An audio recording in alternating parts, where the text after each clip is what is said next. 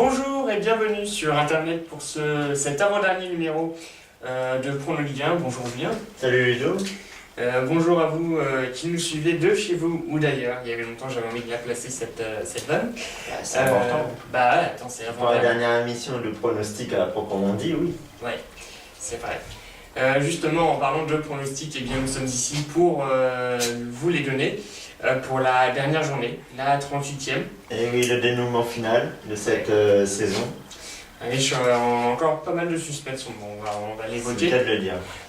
Donc juste avant, je vous rappelle que vous pouvez retrouver sur la page Facebook Prono Ligue 1 le classement après la 37e journée. Et vous allez également avoir les résultats des 10 matchs de la 37e qui vont s'afficher là, maintenant, sur vos écrans. Tout à fait. Et donc je vais attaquer tout de suite cette 38e journée avec la première rencontre. Bon, elles sont toutes dimanche, vu que c'est un multiplex à suivre sur Canal+. Voilà. Et donc ça sera en premier Sochaux-Marseille. Sochaux. Ce Marseille. Sochaux, je m'y ferai jamais. Je sais pas s'ils vont être relégués, mais je serais heureux qu'ils soient relégués juste pour plus avoir à prononcer ce nom de ville. Sochaux-Marseille, je vois un 2-1 pour Marseille face à Sochaux. Parce que Marseille est bon dans la première, elle est à peu près 10e il me semble. Oui. Sochaux est loin derrière, plutôt en queue de classement, peut-être relégué. Donc 2-1, ça me paraît logique.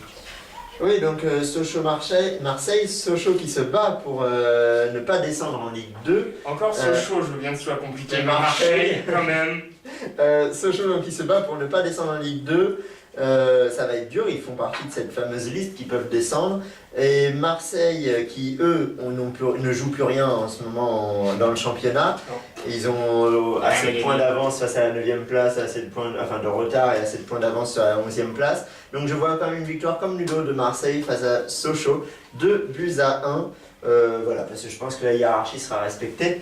Et il y avait longtemps que je n'avais pas fait de celle-là. Oui, ça manquait. Et Marseille, a noté qu'ils sont qualifiés d'ores et déjà pour le 3e tour de qualification de l'Europa League. Je vais poursuivre avec la deuxième rencontre, Lille-Nancy. C'est un peu comme Sochaux-Marseille, Nancy n'a rien à gagner dans cette histoire. Lille, maintenant ils ne peuvent plus être champions non plus. Donc, ils sont 3e du championnat à l'heure actuelle. Lille-Nancy, 2-0. Toi, tu dis Nancy ne joue plus rien, Lille non plus. Lille est déjà assuré de jouer le tour préliminaire de la Ligue des Champions. Je vois exactement le même score que Ludo, une victoire de Lille, logique, sur le score de 2-0. Trop d'accord, ça va pas. Non, ça va pas. C'est pas normal. On va voir si on est d'accord. Auxerre-Montpellier, Julien.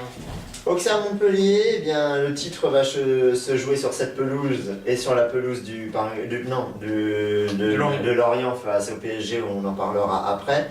Je vois une victoire Montpellier-Rennes qui leur donnerait le titre à coup sûr. Un match nul leur permettra déjà de l'avoir le titre.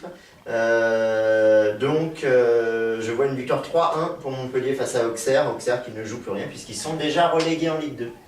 Oui, effectivement, Auxerre-Montpellier, je vois le même score pour les mêmes raisons. Je vois un but d'Auxerre, je dis ils vont essayer de finir la saison malgré tout avec un but face à l'éventuel champion de France. Mais bon, 3-0 ce serait possible aussi. Mais je vois également 3 pour Montpellier. Saint-Étienne-Bordeaux.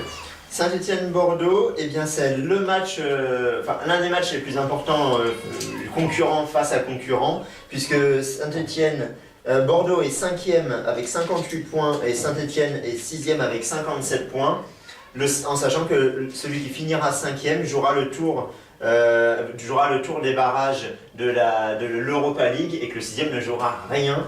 Donc autant dire que ce match est capital. C'est pour ça que j'ai pas envie de me mouiller. Un partout entre ces deux équipes. Et du coup ça favoriserait Bordeaux, qui est bien remonté au classement après un début de saison calamiteux. Oui, effectivement, ils sont très proches dans le classement. Mais bon, par rapport à la différence, moi j'attribuerais la victoire à Bordeaux. Et donc 2-1 pour Bordeaux face à Saint-Étienne, sachant que le 1 partout est largement probable aussi. Quoi qu'il arrive, nos statistiques, nos pronostics ne changent rien donc, pour le classement par rapport à ces deux équipes. Mais je trouve que, à titre personnel, Saint-Étienne mériterait quand même plus d'aller en Europa League après une saison régulière, alors que Bordeaux a patiné au début. Mais bon, c'est que mon avis. Bon, il y aura quand même donc, au moins 3 matchs importants à suivre. Ouais. Je suppose que vous les suivrez sur Canal+. Oui. Lorient-Paris, un match décisif. Lorient-Paris, Voilà, un Lorient qui est pas dans le fond du classement, mais bon, dans la troisième, quatrième partie du classement. Paris qui joue le titre avec Montpellier. Un match qui va être compliqué aussi. Il faudra le suivre avec attention. Et donc je vois quand même un 2-0 pour Paris, hein, ça paraît logique. Paris, avec ses 100 millions d'euros d'investissement sur la saison, n'a plus les cartes en main pour espérer gagner le titre. Il faut, comme j'ai dit tout à l'heure, que Auxerre batte Montpellier et que Paris gagne pour qu'il soit champion, Paris. Et je tente le coup quand même pour Paris. Je vois une victoire 2-1 face à Lorient. C'est très dur d'aller jouer face à Lorient. On sait que ça avait été le premier match. C'est logique, hein, là c'est tous les premiers matchs de la saison en version match retour. Ils avaient perdu 1-0 au Parc des Princes, le PSG. Donc là, je vois malgré tout une victoire 2-1 du Paris face à Lorient. Lorient qui se bat, eux, pour la relégation également. Donc un match très important pour eux aussi. Ils ont 39 points, le premier relégable à 38 points. Donc voilà, c'est important.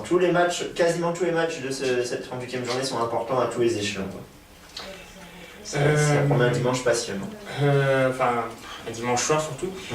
Toulouse-Ajaccio, Toulouse qui n'a plus rien à gagner je pense. Ajaccio qui va se battre pour pas faire partie des 3 relégués. Mais je vois une victoire de Toulouse qui me paraît logique, 1-0. Moi j'ai une victoire de Toulouse 2-0 et contrairement à ce que tu dis, Toulouse joue aussi la fameuse 5e place de l'Europa League, puisqu'ils ont 56 points et que Bordeaux en a 58. Donc s'ils gagnent et que Bordeaux et Saint-Etienne font match nul à la différence de but, ils peuvent passer. Et Ajaccio doit se battre pour espérer rester en Ligue 2 et qu'il puisse y avoir 2 clubs de Corse en Ligue 1 l'année prochaine. Voilà. J'ai dû dire que Ajaccio doit se battre pour rester en Ligue 2, non, pour rester en Ligue 1, et donc du coup rester avec Bastia. Oui. Valenciennes-Caen. Valenciennes-Caen, faut pas me provoquer avec des matchs comme ça. Je vois un match nul 0-0. Valenciennes joue également aussi le match de la relégation, hein, puisqu'ils ont 40 points. J'ai dit tout à l'heure, Ajaccio en a 38. Caen, eux aussi, hein, ils ont 38 points, ils sont 17e. Donc voilà, c'est un match vraiment très très important pour les deux équipes. Celui qui le gagnera sera probablement sauvé, même sûrement sauvé. Celui qui le perd, il faudra voir ce que font les autres.